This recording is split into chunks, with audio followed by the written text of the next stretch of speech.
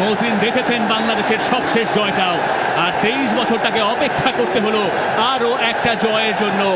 অবশেষে গেরো খুললো, হামজা চৌধুরীতে খুললো, মোরসালিনে খুললো, শমিত সোমে খুললো।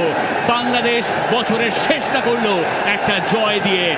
লোকে বলে সব ভালো যার শেষ ভালো তার, শেষটা নিদেন পক্ষে ভালো হলো বাংলাদেশের। অবশেষে জিতলো বাংলাদেশ। এই বাংলাদেশ আর্লি লিডটা নিতে পারে। এই বাংলাদেশ আর প্রতি ম্যাচে শেষে এসে গোল কনসিড করে না। এই বাংলাদেশ ম্যাচের কন্ট্রোলটা রাখতে পারে। তাই তো এই বাংলাদেশে এত এত সমর্থকরা নতুন দিনের স্বপ্ন দেখে। At last, at long last, Bangladesh ভারতের বিপক্ষে মাঠ ছাড়ছে সিনা চওড়া করে, মুখে হাসি নিয়ে, কেউ কেউ কেঁদে, কারণ মোরসালিন জানেন এই গোল ইতিহাসে ঢুকে গেছে এখনই। জামালের মুখে তবুও হাসি, এই দলের অধিনায়ক তিনি। আর হামজাকে কোলে তুলেই রাখতে চাইবেন সবাই, হাবিয়ার কাবরেরা চাইবেন বুকে।